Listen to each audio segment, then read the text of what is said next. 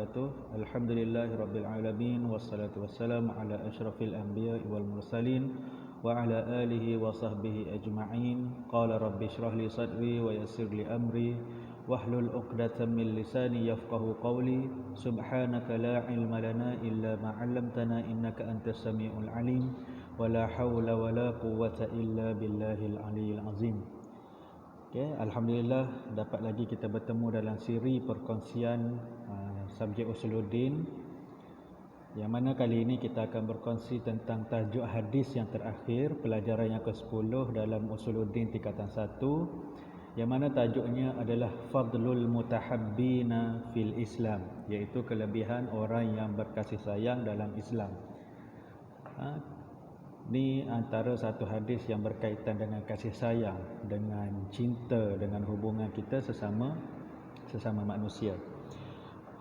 Okey, yang mana hadisnya berbunyi An Anas bin Malik radhiyallahu anhu Anin Nabi sallallahu alaihi wasallam qala la yu'minu ahadukum hatta yuhibba li akhihi ma yuhibbu li nafsihi. Satu hadis yang cukup popular, yang mana hadis yang famous kita selalu dengar, yang mana terjemahannya ataupun maksudnya adalah tidak beriman salah seorang daripada kamu kecuali dia mencintai saudaranya seperti dia mencintai dirinya sendiri. Okey, tidak beriman seorang kamu sekiranya kamu mencintai orang lain ataupun mencintai saudaramu seperti kamu mencintai diri kamu sendiri. Okey, itu maksud daripada hadis ni.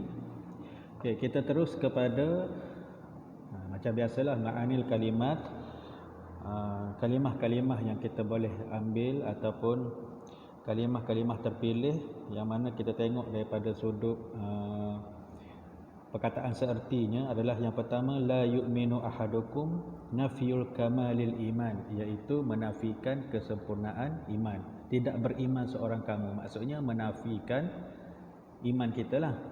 Kemudian yang kedua akhihi maksudnya muslimun wa muslimatun, saudara seislam dia di dalam kalangan lelaki dan perempuan.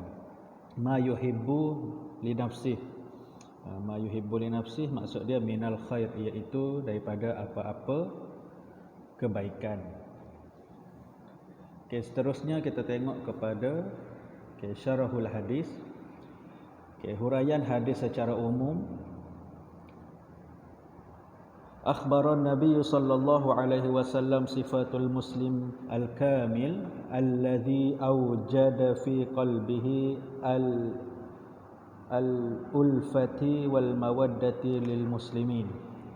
Nabi Muhammad sallallahu alaihi wasallam berkata, memberitahu kita tentang sifat orang yang beriman yang sempurna dan penuh keimanan di dalam hatinya, yang memupuk rasa kasih sayang terhadap saudara seagama. Maksudnya kita sayang kepada saudara kita yang seagama tu seperti mana kita sayang diri kita sendiri. Okey, mahabbah kerana Allah, berkasih sayang kerana Allah. Okey, kemudian kita tengok kepada ma ma'nal khair, apakah yang dimaksudkan dengan khair ataupun dengan kebaikan. Okey, yang dimaksudkan dengan kebaikan adalah kalimatun jami'atun ta'ummu ta'ati wal mubahati dunyawiyah wal ukhrawiyah. Okey, perkataan baik dekat sini adalah yang diertikan sebagai kita melakukan ketaatan dan berkasih sayang daripada sudut dunia, dalam aspek keduniaan dan akhirat. Okey, lepas tu kita tengok kepada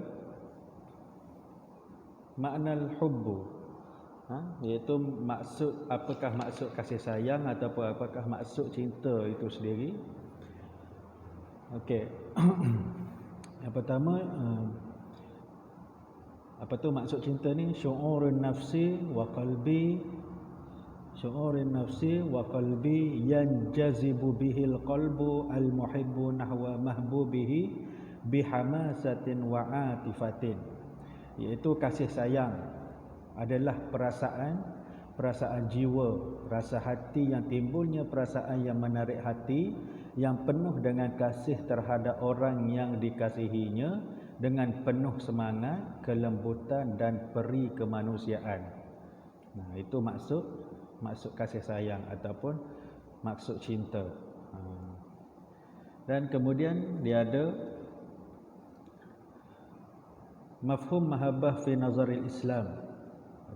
Konsep kasih sayang di dalam Islam adalah seperti berikut. Yang pertama, al-hubbul a'la, hubbullahi wa rasulihi wal jihadu fi sabilillah.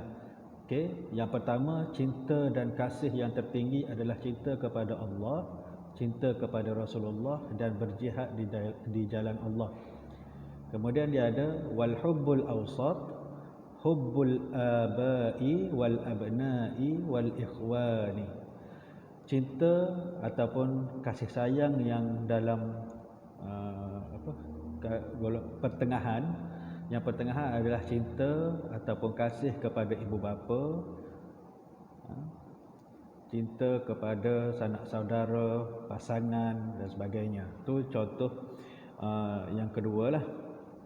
Okay. Cinta kepada anak-anak, cinta kepada mak ayah, kasih sayang kepada terhadap pasangan, itu yang kedua. Okay. Dan yang ketiga, hubbul adna, itharu hubbi ahli wal ashirati ala hubbillahi war rasuli wal jihadu fi sabilillah. Cinta dan kasih sayang yang paling rendah adalah cinta melebihkan cinta dan kasih kepada ahli keluarga, harta dan tempat tinggal berbanding cinta Allah, Rasulullah dan jihad di jalan Allah. Cinta yang ketiga ni maksudnya kita mengagungkan cinta lain daripada cinta kepada Allah dan cinta kepada Rasul. Maksud kita cinta pada harta lebih daripada segala-galanya. Ini antara tingkat cinta yang paling rendah lah. Okey. Dan kemudian kita tengok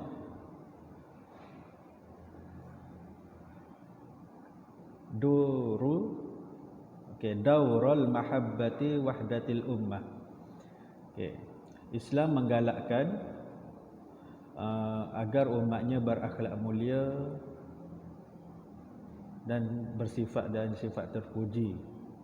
Oleh itu Islam menyemai kasih sayang kerana yang pertamanya tuaddi ila at-tarahim wat ta'atuf, iaitu ianya membawa kepada belas kasihan dan saling sayang menyayangi, supaya kita ni boleh mengembangkan perasaan sayang dan kasih serta persaudaraan sesama Islam. Okey, yang kedua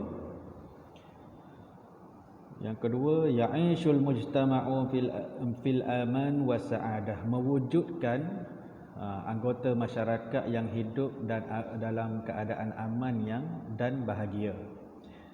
Okey. Seterusnya kita tengok asbabul lati tuaddi ilal mahabbah, sebab-sebab ataupun punca-punca yang membawa kepada kasih sayang. Okey, yang pertama husnul niat, ada niat yang baik. Kita dengan orang kena ada niat yang baik. Kemudian husnul zon bin nas, bersangka baik dengan manusia. Yang ketiga husnul ushrah, iaitu hubungan keluarga yang baik. Yang keempat husnul khuluq, akhlak yang baik, berakhlak dengan akhlak yang baik. Yang kelima at-tawadhu', iaitu perasaan rendah diri. Kemudian as-sukha'u, iaitu kita bersifat dengan sifat pemurah. Itu antara sebab yang boleh membawa kepada kita ni jadi kasih kepada orang lain, sayang saudara sesama Islam. Okay, dan limadza nahallahu an adawatu wal baghdha, kenapa Allah Subhanahu wa taala ni melarang kita daripada bermusuhan dan rasa benci. Yang pertama, annal Islam yahrumu kullu ma yuqa'ul adawata wal baghdha, iaitu Islam mengharamkan setiap perkara yang boleh menimbulkan permusuhan dan kebencian di antara umat Islam. Islam mengharamkan sesuatu benda ataupun agenda yang boleh membuatkan perpecahan tu berlaku. Haram kita nak cetuskan benda tu. Okay, yang kedua, yuqa'un nas al-adawata wal baghdha idza taraka ba'da ma amara Allah. Iaitu kita apabila manusia meninggalkan sebahagian daripada apa yang diperintahkan oleh Allah Subhanahu Wa Taala, maka akan berlakulah permusuhan dan kebencian di antara mereka. So kita kena selalu buat amar makruf dan nahi munkar, buat apa yang Allah suruh dan tinggalkan larangan dia. Kemudian yang ketiga ialah at-tafarruqah bainan nas fahalaku. Okey, dan kemudian apabila berlakunya permusuhan dan kebencian, mereka akan berpecah belah. Sebab tu Islam mengharamkan berpecah belah. Kita tak boleh nak timbulkan rasa sakit, rasa sengketa, buat orang sakit hati dan sebagainya. Kena semaikan perasaan kasih dan sayang. Dan yang terakhir adalah ma yurshidu ilaihil hadis. Kita tinggal perkataan hadis. Okay, apa pengajaran daripada hadis ni? Yang pertama, hasul Islam ala tawadhu. Galakan Islam menggalakkan agar kita bersifat dengan sifat rendah diri. Yang kedua, hasul Islam ala ta'allifi wal ikha'i bainan nas, iaitu galakan agar berlembut hati dan bersaudara di kalangan umat Islam. Kita kena semaikan perasaan kasih sayang. Okey. Yang seterusnya sebelum kita akhiri, tengoklah pesanan yang ada dalam buku teks. Dia kata Islam menggalakkan agar baik pergaulan dengan orang lain dan banyak memberi manfaat kepada mereka. Sekiranya mereka melakukan kejahatan pada seseorang Muslim, hendaklah ia bersabar, maka tindakan tersebut adalah lebih baik untuknya. Dan saya ingin mengajak diri saya sendiri dan anda semua supaya kita selalu menjadi orang yang memberi manfaat kepada orang lain. Dan sekiranya anda rasa video ini bermanfaat untuk anak-anak pelajar ataupun guru-guru ataupun sebagai input yang berguna, bolehlah support saya untuk video-video yang seterusnya. Wallahu a'lam bissawab. Assalamualaikum warahmatullahi taala wabarakatuh.